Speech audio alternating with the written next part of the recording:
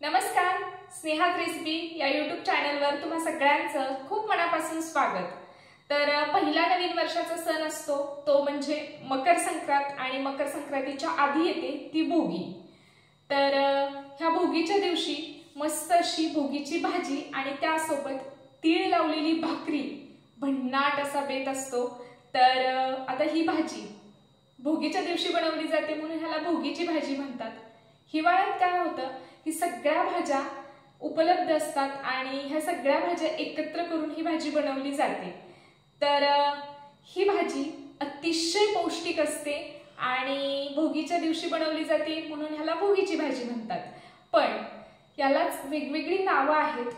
खेंगट, शेंगसोला, लेकुरवाळी भाजी असं वेगवेगळ्या भागांमध्ये वेगवेगळ्या नावांनी ह्याला ओळखलं जातं।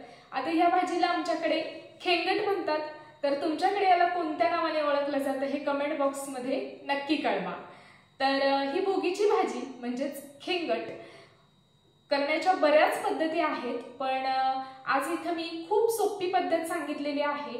नवशिक्यांसाठी अगदी सुटसुटीत अशी ही पद्धत मी इथे सांगितलेली आहे आणि त्यासाठी हा व्हिडिओ शेवटपर्यंत बघत राहा। व्हिडिओ अजिबात स्किप करू नका। चला तर मग सुरुवात करूयात। तर सगळ्यात आधी आपल्याला भाज्या काय लागणार आहेत ते बघूयात। तर इथं घेतलेला आहे अर्धी वाटी घेवड्याच्या शेंगा, अर्धी वाटी पावटा, अर्धी वाटी ओले हरभरे, अर्धी वाटी मटार, अर्धी वाटी गाजर, पाव वाटी शेंगदाणे। तर हे शेंगदाणे मी भिजत घातलेले आहेत। त्यानंतर 2 छोटी बोरं, त्याचबरोबर 4 वांगी, 2 बटाटे अशा फोडी करून पाण्यात टाकून घेतलेले आहेत म्हणजे हे काळे पडत नाहीत। आता आपण वाटण बनवण्यासाठी काय लागणार आहे ते बघूयात। तर वाटण बनवण्यासाठी 2 कांदे उभे चिरून घेतलेत, त्यानंतर अर्धी वाटी सुकं किसलेलं खोबरं आहे, त्यानंतर 12 ते 15 लसूण पाकळ्या, अर्धा इंच आलं आणि 2 चमचे तीळ घेतलेले आहेत। त्यानंतर आपल्याला काही मसाले लागणार आहेत। तर अर्धा चमचा हळद, 2 चमचे बॅडगी मिरची पावडर, 2 चमचे कांदा लसूण मसाला, 1 चमचा धने पावडर, चवीनुसार मीठ, 1 चमचा तीळ, अर्धा चमचा जिरं आणि अर्धा चमचा मोहरी। तर इथे गॅसवर मी तवा गरम करत ठेवलाय, त्यामध्ये घालूयात कांदा।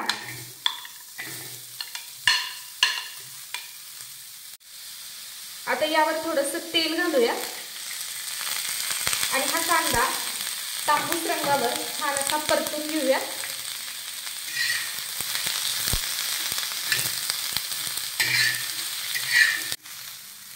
कांदा आपला छान असा भाजून झालाय।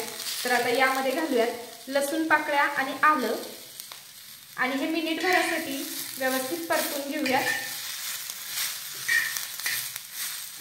तर लसूण आणि आलं ह्या कांद्यासोबत आपण 1 मिनिटभर व्यवस्थित भाजून घेतलेलं आहे। तर आता यामध्येच घालूयात किसलेलं खोबरं आणि त्याचबरोबर तीळ घालूयात आणि आता ह्या कांद्याबरोबर हे सगळं व्यवस्थित भाजून घेऊयात।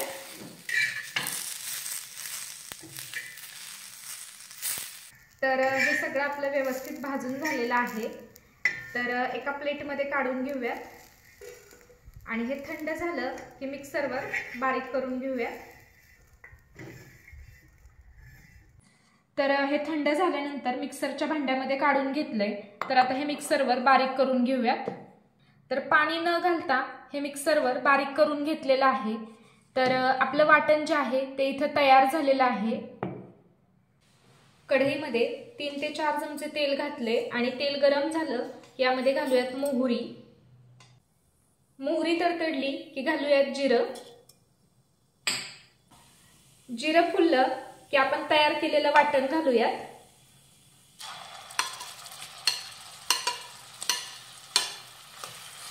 आणि हे वाटण साधारण 3 ते 4 मिनिटं व्यवस्थित परतून घेऊयात।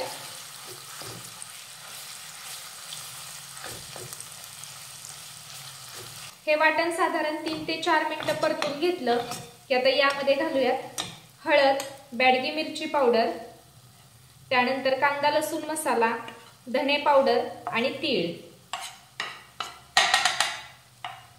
आता हे मिक्स करून घेऊयात।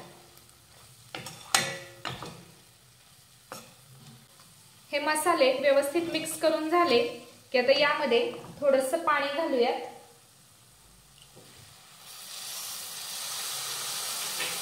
आणि साधारण 3 ते 4 मिनिटं हे परतून घेऊयात।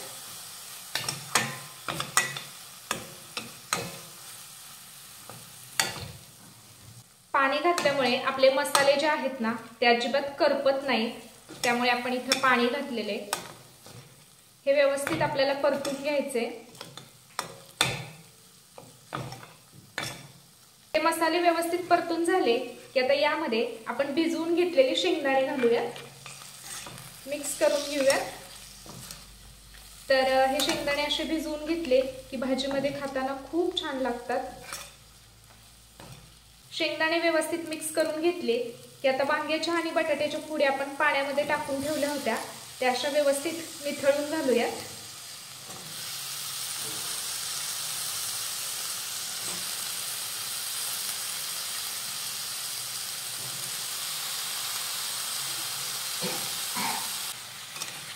मिक्स करून घेऊयात।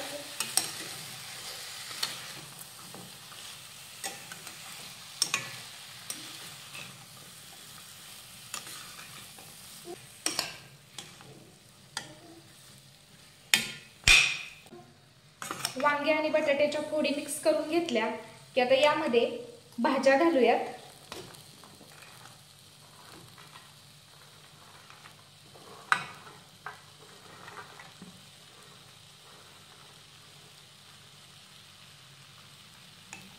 मिक्स करून घेऊयात।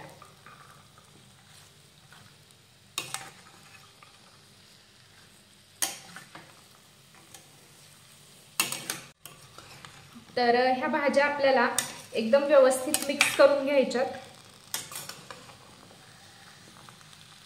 ह्या भाज्या व्यवस्थित मिक्स करून घेतल्या की साधारण एक 5 ते 6 मिनिटं ह्या भाज्या आपण अशाच परतून घेऊयात, म्हणजे हा मसाला जो आहे तो भाज्यांमध्ये मुरतो आणि खूप छान लागतो।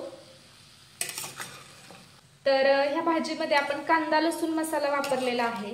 जर तुमच्याकडे कांदा लसूण मसाला नसेल तर आपलं साधं घरगुती साठवणीतलं तिखट वापरलं तरी चालेल।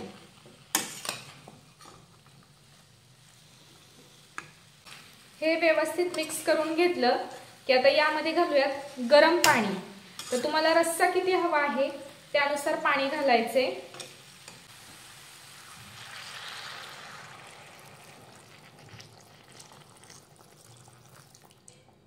तर यामध्ये मी 2 ग्लास पाणी घातलेलं आहे। तर गरम पाण्यामुळे आपल्या भाजीला तर्री खूप छान येते। आता यामध्ये घालूयात चवीनुसार मीठ,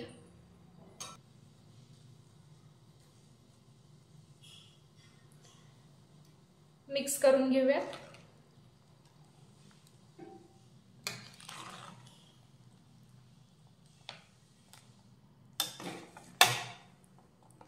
मीठ घातल्यानंतर हे सगळं व्यवस्थित मिक्स करून घेतलेलं आहे। आता यावर एक झाकण घालूयात आणि झाकण ठेवून भाजी शिजेपर्यंत हे शिजवून घेऊयात। तर यावरचं झाकण काढून अधूनमधून साधारण 2 ते 3 वेळा ही भाजी मी व्यवस्थित मिक्स करून घेतली आणि त्यानंतर असं झाकण ठेवून भाजी व्यवस्थित शिजवून घेतलेली आहे। तर इथे आपली भाजी शिजलेली आहे, तुम्ही बघू शकाल। यावर घालूया थोडीशी बारीक चिरलेली कोथिंबीर आणि मिक्स करून घेऊया।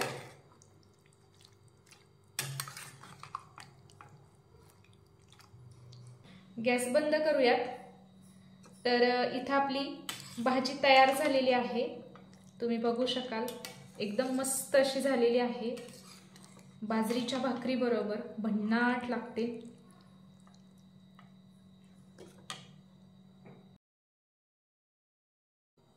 तर इथं खेंगड बनवून तयार झालेला आहे। तर या पद्धतीने तुम्ही हे खेंगड बनवून पहा आणि कसं झालं हे कमेंट बॉक्समध्ये नक्की कळवा। आय होप आजचा व्हिडिओ तुम्हाला आवडला असेल तर नेहमीप्रमाणे व्हिडिओला लाईक करा, शेअर करा, कमेंट करा। चॅनलला जर सबस्क्राइब केलेलं नसेल तर पटकन स्नेहाज रेसिपीला सबस्क्राइब करा। सबस्क्राइब केल्यानंतर शेजारील बेल आयकॉन प्रेस करा, म्हणजे जेव्हा मी नवीन रेसिपी अपलोड करेल तर त्याचं नोटिफिकेशन सगळ्यात आधी तुम्हाला मिळेल। लवकरच भेटूयात अशाच एका नवीन व्हिडिओमध्ये. तोपर्यंत नमस्कार.